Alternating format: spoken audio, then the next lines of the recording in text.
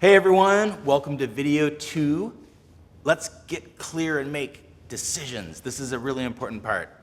Yes, so welcome back. For video number 2, we are going to dive deeper into what we just touched on in video number 1 to help you get crystal clear and make key budgeting and lifestyle decisions.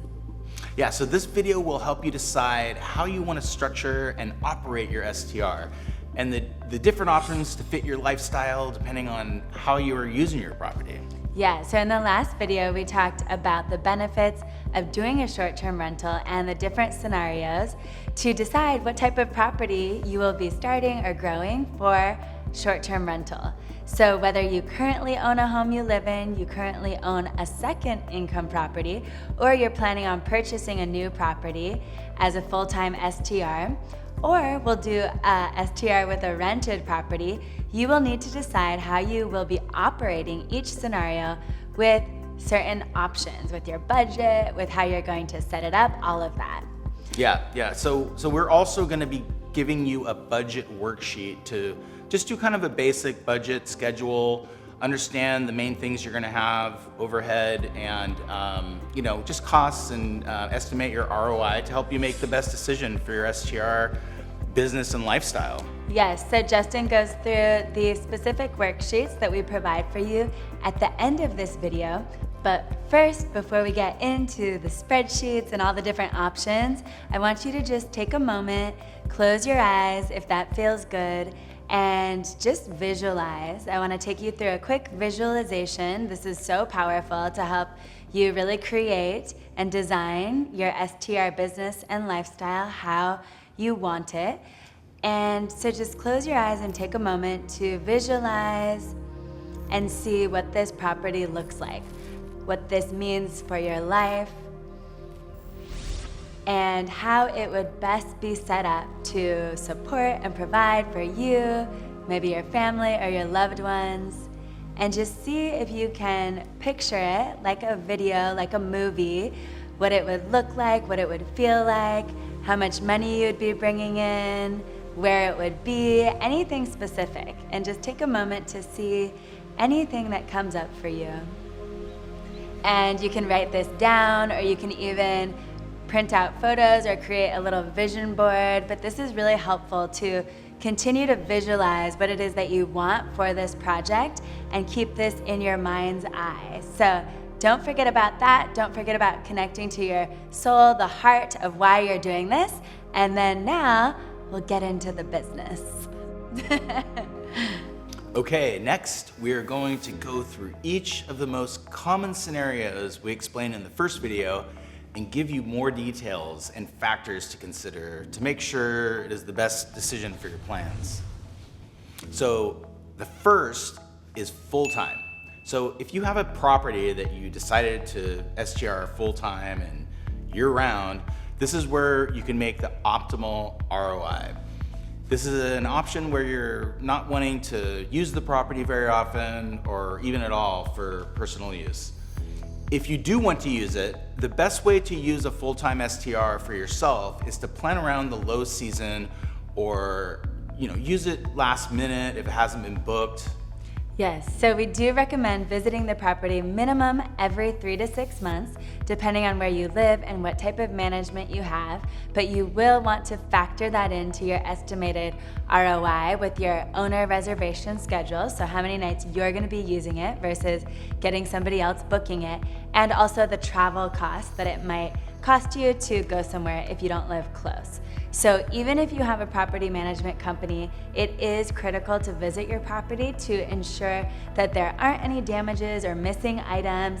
Even though they might check on that for you, you do want to make any updates based on wear and tear and feedback from your reviews, and just check in everything's going smoothly. Yeah, for sure. Oh right? my God, yeah, that's real critical stuff. So another thing to keep in mind for full time, since you are wanting to rent out your property the maximum amount of nights, it's important to monitor your rates and lower and raise them based on demand and availability. Airbnb and property management companies have algorithms to kind of help you structure this, but it really just depends on your reviews and status and holidays and just, critical times and things like that. So this can make it hard sometimes to estimate your ROI. It's always going to be different in every scenario, but we will show you in the worksheets how to estimate this roughly, and kind of as you grow, you can most likely charge a lot more than they typically recommend, as you track your performance. Yes, so the next scenario is part-time. If you live in the home part-time and you can leave on weekends or for full weeks or months throughout the year. So this gives you the supplemental income while you travel or split your time in another home. So if you do have this flexibility, you can plan your travel time in another home around your bookings. This is the best way, if it's possible with your schedule, to get the highest nightly rate and ROI for a part-time STR. So you want to think about if this is going to work for you. So for me, I keep my rates very high for the most part because I want to be there as much as I can, and then I plan my travel or staying in my family home or a hotel or somewhere else when I get bookings with my high rate. So if you know when you'll be traveling or you won't be in the home on specific dates, then you can start with your mid rate. And if you haven't received a booking as it gets closer and you know you're going to be gone, then you can lower the rate to your low rate and have the best chance of getting a booking depending on the demand of your property, which will grow with time. So we're going to help you have those high, medium, and low rates for your ROI calculator. So for part-time properties, it's important to monitor bookings as it gets closer to a time you will be gone, and adjust the rates accordingly. So it's great to have a high, mid, and low rate. This is very important. And decide what is the lowest nightly rate that makes sense for you to offer. If you want to maximize your occupancy, obviously you still have to cover utilities and things like that. So you want to keep that in mind, but if you're not using it, it's good to just make money. And property management systems, again, have these algorithms that maximize your occupancy and help with this, but it's still good to be monitoring it and make any adjustments to meet your ROI goals based on your supply and demand. That's what it all boils down to. So yes, so the third option to use STR is the home share option. So we call it home share for purposes of this training. You can do this option in 3 main ways, and it can be ideal for generating supplemental income when you live on the property or you have an additional dwelling unit on site, which we refer to as an ADU. So this option is if you live in the home and want to rent out bedrooms or spaces while you're occupying the home, or if you have an ADU and you want to STR the back unit, or have yourself and or your family move into the ADU and STR the main home, or vice versa, depending on your STR permit rules. So you want to make sure you understand the rules, but that's something to think about. Yeah, so for the first home share option of renting a room or multiple rooms out in the house, this is a way in some areas to legally STR if a permit requires you to be on site. If you are comfortable sharing your space, this is the modern day bed and breakfast type of option, and just want to be clear on what spaces are shared, like the kitchens and bathrooms, and what you feel comfortable with having, sharing your home. So this is if you want to meet people and have company, but it is important to have proper safety measures and rules in place. And it is best to have digital keypad or lockbox for each room, which we will show, in this course as good options for rentals to always have. Yes.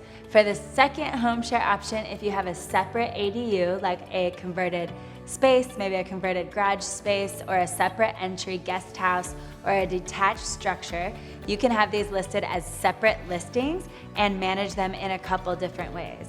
So you can choose to list only the ADU and decide on if there are any shared outdoor spaces, or you can list both spaces and move yourself and your family according to which space gets booked, and manage your rates to maximize your ROI depending on your occupancy goals. Yeah, so the third home share option is if you don't live on the property, but you want to have the listing available as a shared listing as an option, right? So you can try this out or have it as an option to open up dates for shared bookings if it does not get rented for the whole time. So there are examples of this type of STR doing very well. being a kind of hostel type of hotel vibe and can be popular for young professionals, like a shared space, WeWork, but home, and can be a great option in locations that are more expensive and more social. Yes. So because this option is not your primary residence, be sure to check with your local city STR permit requirements. Always keep it legal. Yes, because you want to make sure that you're in compliance and that this is an actual option that you can do. But here's a great property that is doing this in a really cool way that we wanted to share. And a lot of people do this in Venice Beach, around here, or some of the more hipster areas. So the fourth option that we want to go over is an hourly rental, and it's a fairly new option, but it is a great way to generate income if you do not want guests staying overnight, or if you are unable to get an STR permit in your property, but you still want to generate income. Yeah, this is a great additional revenue stream, which can be used just on its own or in conjunction with nightly rentals to meet your profit goals and maximize occupancy. That's what we're all about. And, making, everything maximized and revenue streams. So having an hourly listing can be an additional component to your STR business.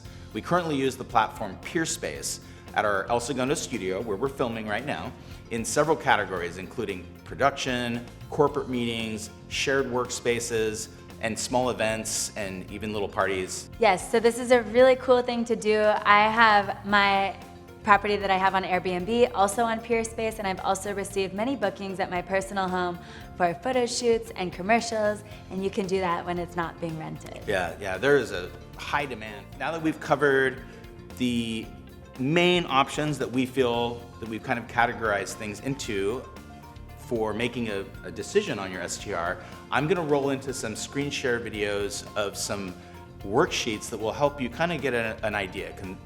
We're gonna start with a complete budget worksheet, which is basically check your budget and checklist and kind of an overhead sheet, and a property ROI estimator, which will cover everything from, if you're buying a house, if you're renting it, your insurances, your utilities, just kind of, give yourself an idea of what your overhead is, right? And then, because remember that when you do short-term rentals, you're paying for utilities.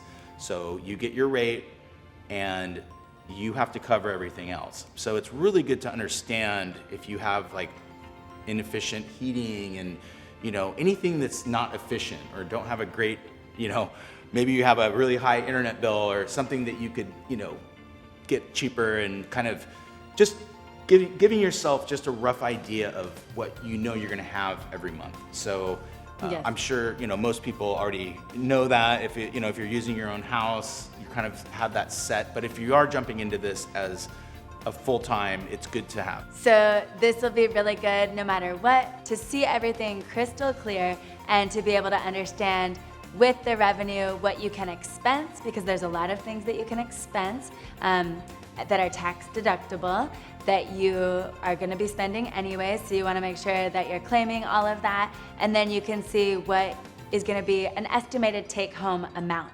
So obviously, like we've said, it depends on many factors, but you can go onto Airbnb, go onto VRBO, look at Superhosts or people that are renting out their property for a lot of nights, see what rate they're charging, and that can also help you. And there's an estimator that you're also gonna show Yes. on Vacasa, and just really make sure that you take time to learn this and go through it with Justin, and also do it on your own for all of your specific numbers. Yes, definitely. You're gonna have basically two things. You're gonna have your own estimator, and again, I'm gonna put together some just basic, you'll see attached some basic Excel sheets that just essentially kind of give you an outline of things that you can kind of expect to deal with. And then there's also a separate one that, again, these are estimates, but it gives you an idea, and there's a separate one that will be more tax related, of where you pull that data off of and plug into, your Schedule C for your property. So, because that's gonna be where you structure this as an income property. Even, if you are not doing it full time and you're just renting it 1 week, a year, you still have to claim this on your taxes, and you have to show it as income. So this will just, again, these are just guidelines. They're generalized to make them simple. You have to speak with your own CPA to know exactly, once you get your situation set up and get all the exact details. But this will give you a general idea of the best way to kind of manage that. So check it out, download it.